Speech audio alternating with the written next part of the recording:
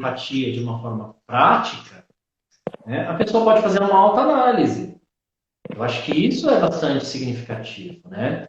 Até que ponto a experiência do outro me toca, provocando em mim desejo de transformação.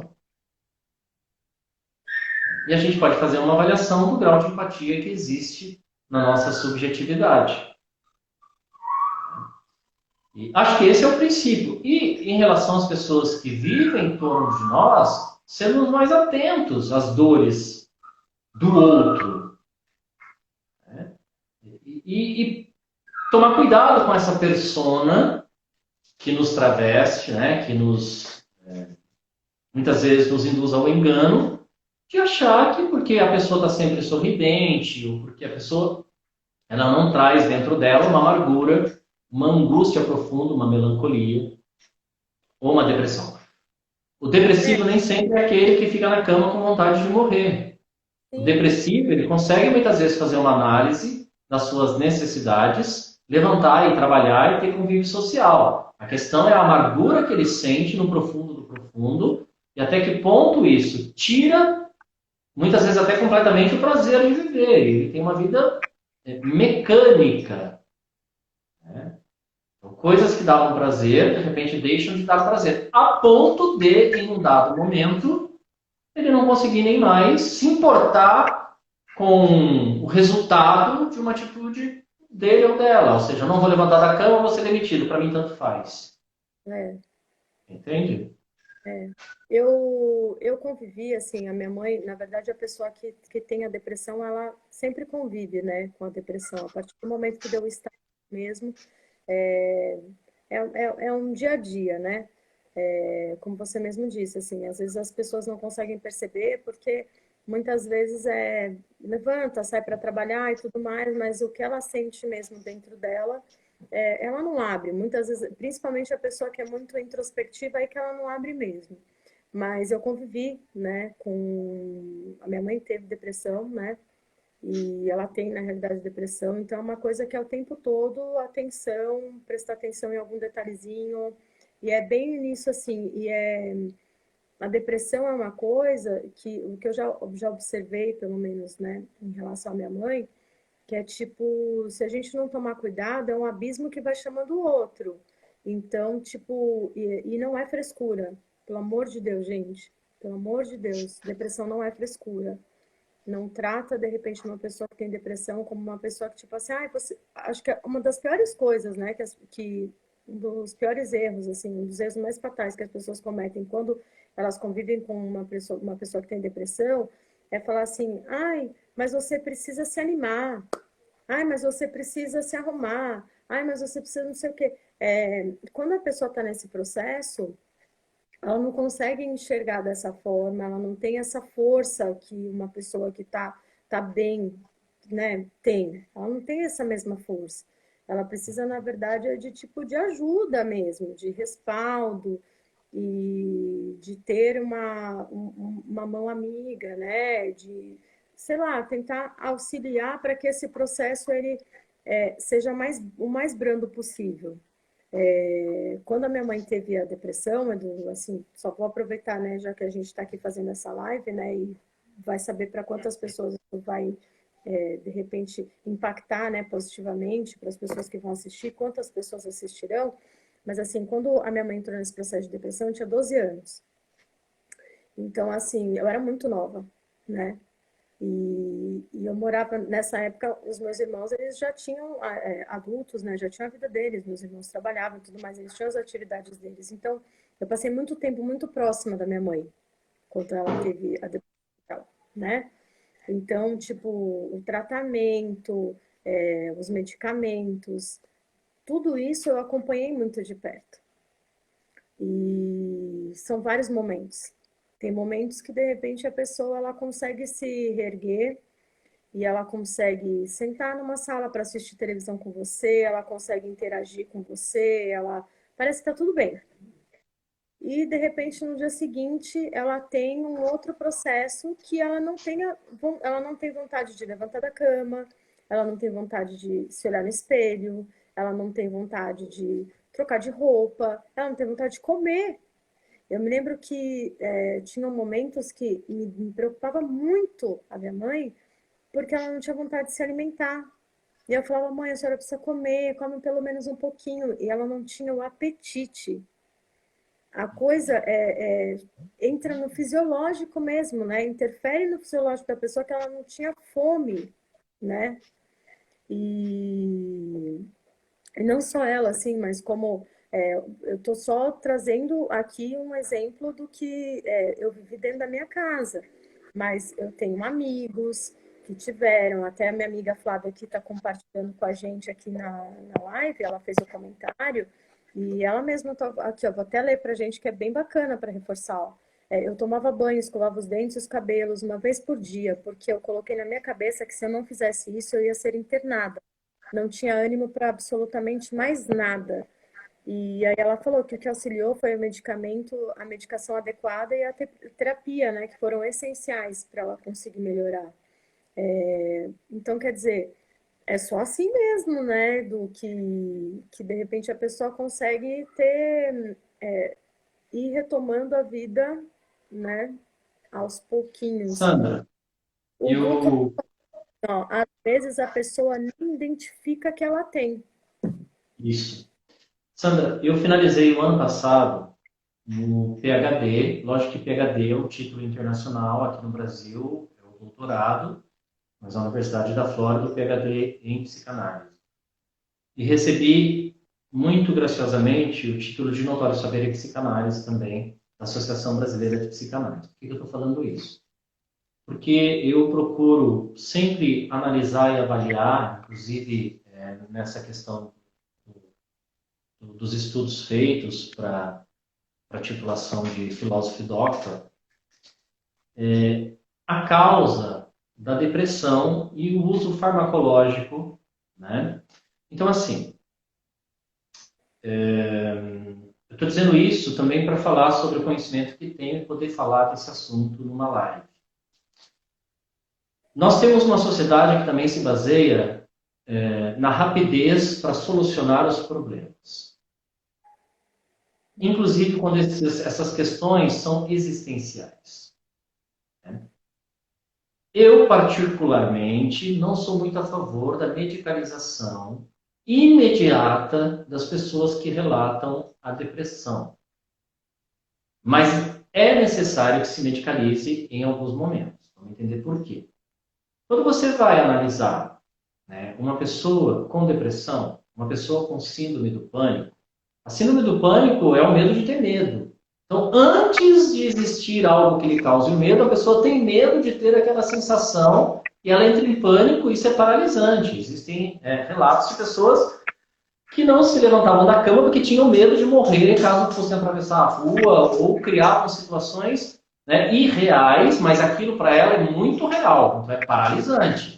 Quem convive com alguém que tem síndrome do pânico tem que entender que esse é um dispositivo que atua na subjetividade e que de fato é paralisante. E a pior coisa que você pode falar para uma pessoa com depressão, com síndrome do pânico, é de que ela é preguiçosa, que ela está fazendo o corpo mole, que ela não quer sair daquilo, que ela não está fazendo nada para melhorar. Ela está insuportável o que ela sente em nível de pensamento, né, e de dores psicossomáticas.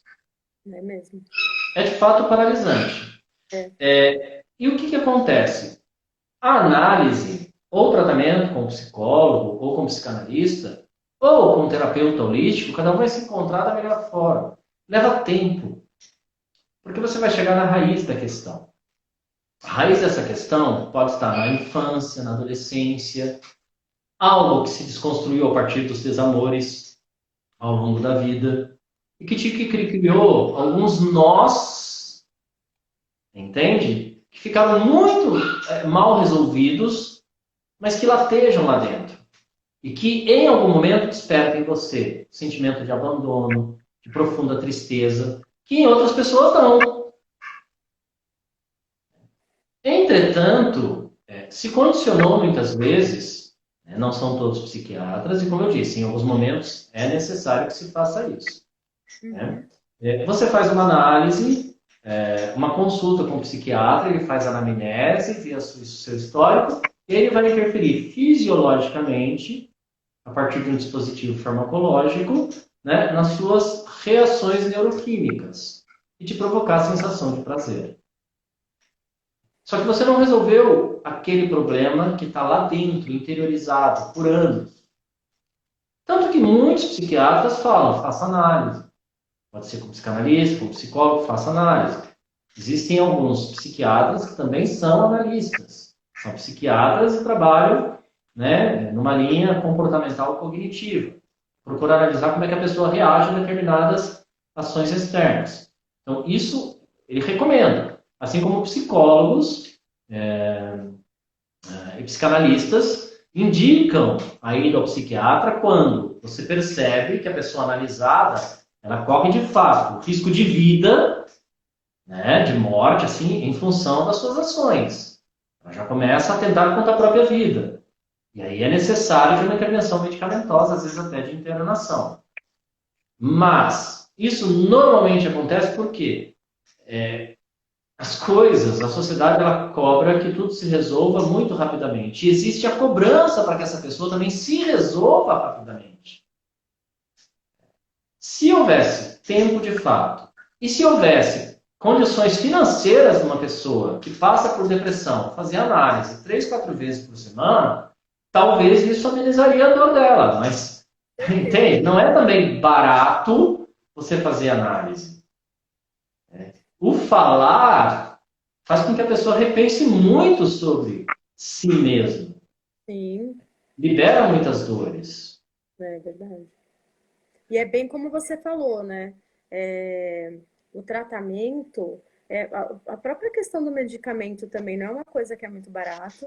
E quando ela vai procurar um profissional para buscar ajuda, não é barato também, né? Não. Um analista, um psicólogo, um psiquiatra, não é um tratamento que é muito barato.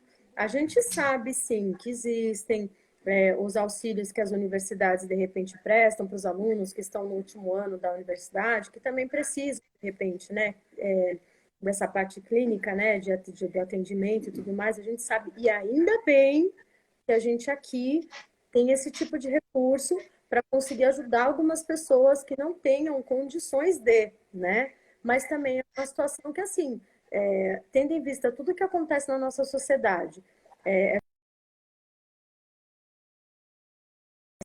tudo que você expôs, Edu, tudo que você falou até o momento, né? Dessas questões das construções das pessoas e tudo mais, a gente vê que tudo isso é um excesso. Edu, Oi. meu amigo Guru, Gustavo, a Cauã, me lembrou de um detalhe que eu acho que é isso que deve estar dificultando para a gente. Nós estamos com Mercúrio retrógrado aí. Uhum. Eu acho que isso vai Muda toda a nossa energia, as relações sociais. Inclusive, existem várias recomendações, assim, astrológicas, holísticas, para as pessoas, coisas que elas não devem falar, fazer ou devem. Mas Né? vamos lá, vamos continuar, vamos perseverar. Como eu estava dizendo aqui, né? Tudo que você trouxe para a gente, né, de conteúdo em relação a essa questão da construção das pessoas e de tudo mais, né?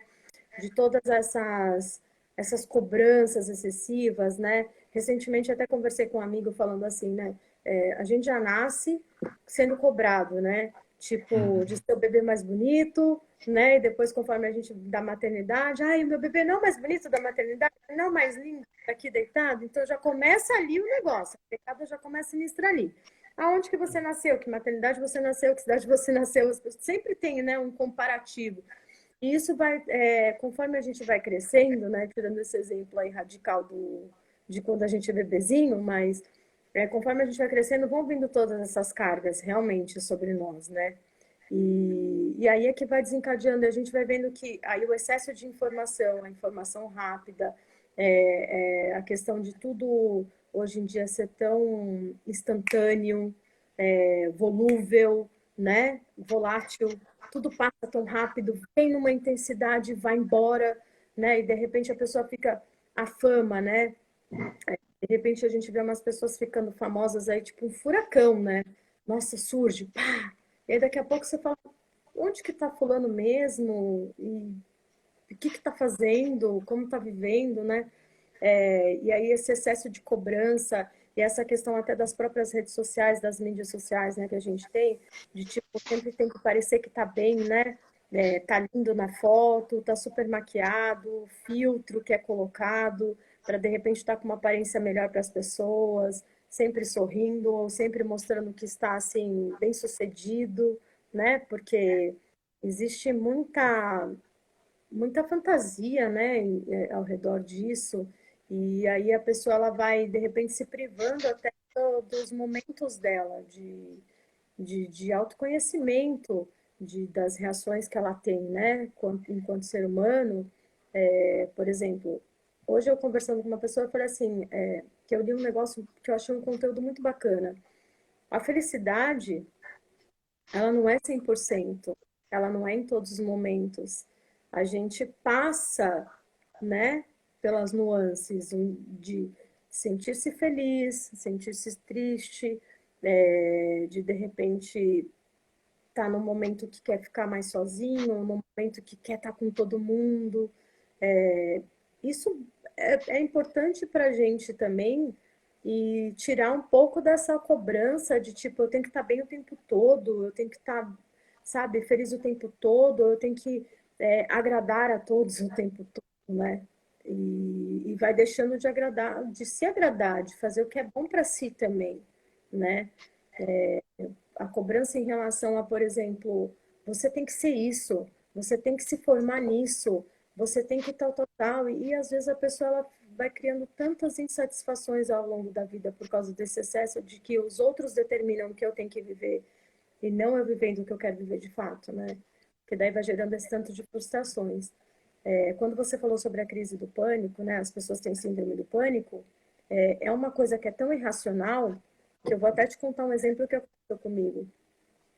Um dia eu estava indo para São Paulo para uma apresentação de resultados que eu tinha que fazer. Eu estava dirigindo e nessa época era coordenadora de qualidade, né? Na operação onde eu trabalhava. E o meu supervisor foi junto comigo. E aí foi até bom que tinha alguém junto comigo. E aí eu estava em plena Marginal Tietê. Edu, de repente, é irracional e incontrolável. Eu me vi dentro do carro, um sol que estava, trânsito parado. Começou a me dar um negócio, eu falei, gente, eu vou morrer. É hoje. Começou a me dar um negócio assim, sabe? Uma sensação. E o medo de sentir medo e o medo daquilo potencializar, daquilo aumentar. Para você ter ideia, a coisa foi tão irracional que eu falei para o meu supervisor, eu falei, você sabe dirigir? Ele falou, não. Eu falei, não, você não é possível, você não sabe engatar primeira num carro? Ele falou, não, isso eu sei. Eu falei, então tá bom. Então eu vou pegar o carro, vou parar no primeiro posto de gasolina que tem aqui, que tiver, eu vou parar o carro e depois você vai seguir dirigindo, tudo bem? Daí ele falou, Mansur, você é doido, eu não sei dirigir, eu não tenho habilitação. Aí eu peguei e parei o carro. Du, tem brincadeira, Edu? Eu entrei na contramão, eu não percebi. Uhum. E aí eu peguei e parei o carro no primeiro posto de gasolina que tinha. A coisa que deu, todo o desequilíbrio que deu no meu corpo, me deu dor de barriga, me deu suadouro, me deu falta de ar, me deu ânsia, me deu tudo ao mesmo tempo agora. Aí eu peguei e parei o carro. Aí eu pedi pro moço do posto, eu falei assim, moço, por favor, eu preciso muito utilizar um banheiro. Ele falou, não, tudo bem, pode usar o banheiro ali, não sei o que. Eu fui, nem sabia onde que era o posto de gasolina, porque eu entrei em qualquer rua. Eu queria sair daquele negócio parado. Eu entrei,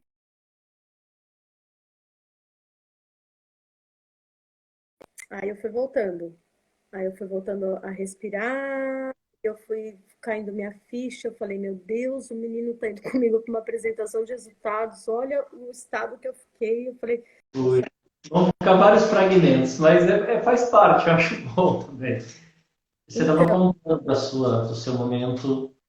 então, aí, não, mas assim, eu quis só mesmo compartilhar, porque para de repente, assim, pincelar um pouquinho do que é, né, ter no meu caso foi uma crise, eu não tenho síndrome do pânico, mas eu tive essa crise de pânico e, enfim, não consegui ir para reunião, não tinha condições, porque o cansaço que dá depois, Mental e físico. você fica moído, sem condições, imagina, não tinha condições de eu ir para essa apresentação no estado que eu estava. né? Eu fiquei só o pó, né? Falando bem o popular, assim.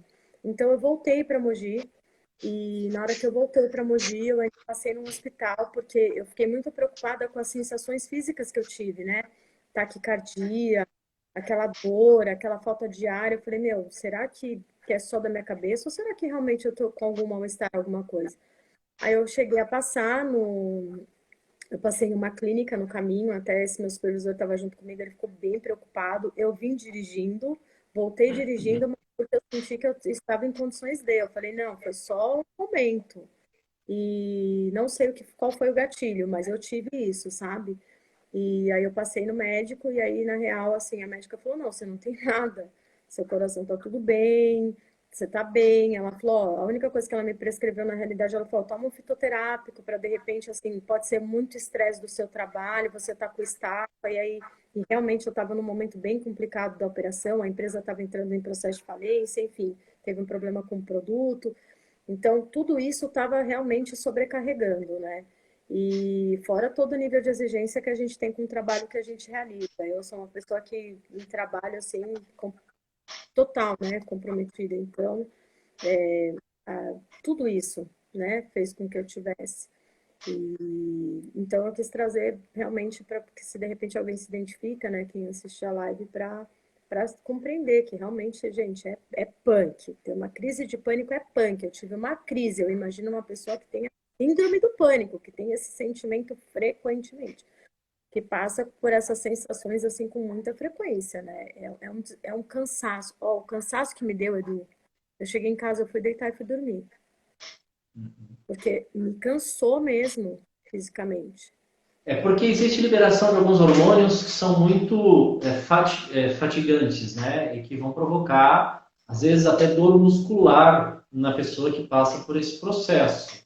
Sim, Então, isso é muito comum. E nós estávamos falando também sobre a questão da medicalização. É importante também lembrar, né, que nem todos os medicamentos eles são acessíveis à população. Então, você sim. tem aí desde os mais simples, né, fluoxetina, sertralina, bromelatina, vortoxetina, tem menos efeito colateral, mas é caro. Então, a população ela acaba muitas vezes a partir da interação medicamentosa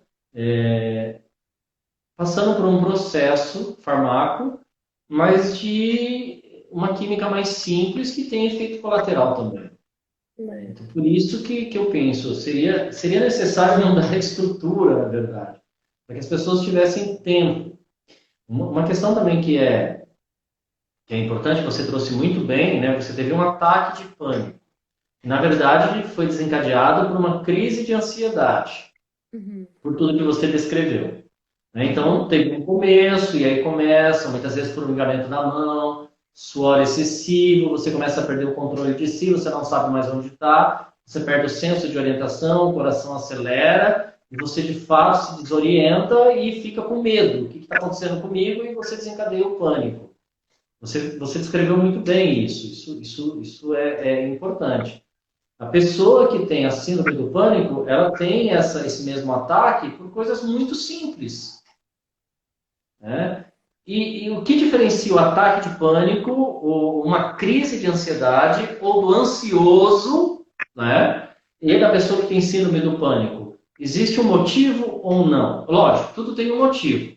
Né? Existe a força propulsora da conduta. Alguma coisa vai desencadear isso na pessoa, ainda que seja algo fisiológico, né? Ainda que seja um mecanismo neurocerebral que não está bem adequado ali. Né? Então, tudo tem um motivo. Mas o que eu digo quando você tem um motivo estabelecido pela relação social e aquela preocupação vinha se acumulando dentro de você, existe esse disparo, que é quando o seu corpo diz: ufa, não aguento mais, cheguei no meu limite do estresse. E você vai apresentar essas manifestações.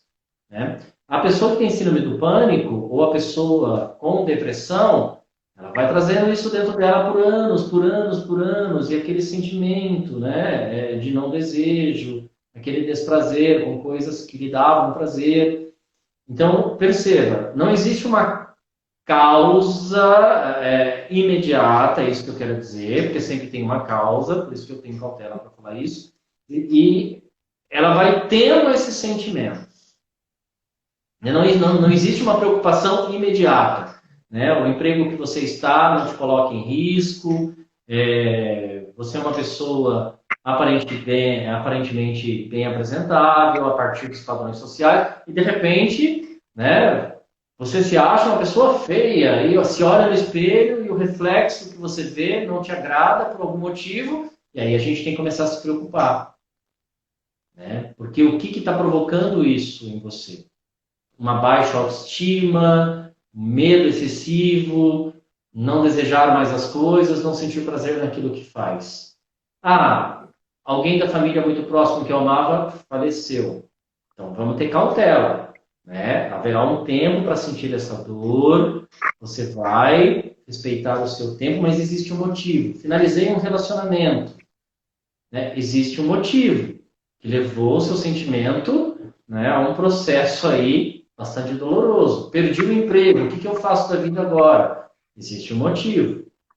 Né? Quando não há, aparentemente, a gente tem que buscar isso no profundo do profundo. Sim.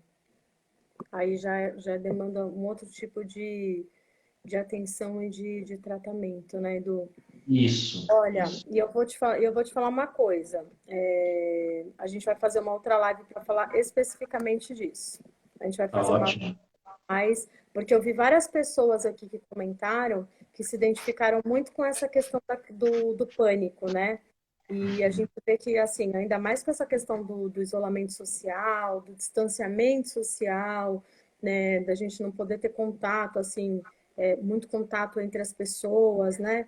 Essa falta, né, desse carinho que às vezes eu fico imaginando a pessoa que é muito sinestésica como deve estar sendo tipo uma tortura para ela não poder ter contato com os outros e não poder abraçar, não poder sentir, né? Então, e a gente já viu, né, o tanto de consequência que já está tendo em relação ao psicológico das pessoas, em relação a esse Sandra, aumento do você me pânico. permite Claro, publicamente fazer agradecimento a duas pessoas? lógico, com certeza. Porque nós estamos falando de empatia. E tem duas pessoas, o Gustavo, no meu momento de dor, ele foi muito solícito, muito carinhoso. Muito obrigado, Gustavo. Também quero agradecer ao casal Antonini, os senhores Antonines, que no momento em que ainda o meu esposo estava no hospital e eles tiveram contato com o que estava acontecendo e ele entrou em contato comigo, bastante preocupado, e me perguntou o que eu posso fazer por vocês. Então, eu queria muito agradecer essas duas pessoas, porque assim, a gente percebe, né? Esse é o sentimento de humanidade. Muitas vezes a gente entender a dor do outro sem passar por ela, mas oferecer aquilo que a gente pode e como pode naquele momento, e muitas vezes ouvir o outro sem nenhum julgamento. Então eu quero agradecer essas duas pessoas porque eu acho que assim, a gratidão também é um exercício que as pessoas têm esquecido na sociedade, né? E Verdade. eu digo isso sempre para as minhas orientandas também, sabe? Ah, professor, eu defendi, posso publicar o livro? Vamos ver o caminho. E a pessoa consegue, aí pergunta para mim, eu falo assim, agradeça sempre infinitamente. Nunca deixe de agradecer, nunca é demais agradecer. E também agradeço você pela oportunidade, porque isso me fez muito bem, tenho certeza disso. Imagina, eu que te agradeço e já vai se preparando aí, né, com conteúdo, que a gente vai fazer um outro encontro para falar mais especificamente sobre as questões da síndrome do pânico e de outras questões aí, sabe, Edu? Acho que a gente tem bastante conteúdo para poder compartilhar com as pessoas. Eu te agradeço demais por você ter aceito o convite. Eu sei que você está passando aí pela sua fase, né, por esse momento. Eu fiquei muito, muito, muito, muito feliz quando eu falei com você. Você falou, não, vamos fazer sim e tudo mais. Porque eu falei, poxa, tem tudo a ver. Até com a própria campanha que eu e o senhor Antonini e mais outros amigos, que são o Caio, o Jonas e a Camilinha, a gente está idealizando uma campanha aqui em Mogi das Cruzes, muito voltada para a questão de alimentos, né, arrecadação de alimentos. Então, vou até aproveitar aqui o momento. Quem quiser doar o seu alimento pode levar nos restaurantes do senhor Antonini, são duas unidades, tem no centro, na Rua São João e na Rua Engenheiro Mota, eu sempre esqueço. Eu sei que é no final da Avenida dos Bancos lá, mas pesquisa que tem até um post que eu fiz. Pode levar sua doação de alimento. A nossa intenção é começar pequeno com 100 famílias, mas quem sabe a gente consegue superar, né? E eu falei, putz, meu, a gente falando sobre empatia e tem essa campanha rolando, sabe? Toda a situação que está acontecendo no mundo e no Brasil e onde a gente mora, né? E entre a nossa sociedade. E, nossa, eu sou muito grata mesmo por você ter aceito, mas já vai se preparando porque vai rolar mais convite. Eu acho que, assim, para esse momento é essencial a gente trazer esses temas para a gente falar aqui nas redes, porque eu acredito que tem bastante pessoa que precisa realmente ouvir. Muito obrigada mesmo, viu, Edu? Ó, gratidão, obrigado aí pelo carinho de sempre. Até nosso próximo encontro. Até o próximo. E Gente, sintam-se abraçados e abraçadas, sempre. todos, todos, todos. Muita luz para vocês. Edu, brigadão. Pessoal que participou aqui da live, muito obrigada. Né? Aconteceram aí de cair algumas vezes a live, mas eu vou tentar compilar tudo para poder disponibilizar aqui na rede. Uhum. Tomara que o Instagram tenha sido bonzinho, tenha salvo tudo. E também vou compartilhar, vou ver como eu vou conseguir organizar isso, né? No podcast também. E aí, conforme isso for acontecendo, eu vou divulgando para vocês, tá bom? Gente, obrigada, boa noite, até a próxima. Beijo.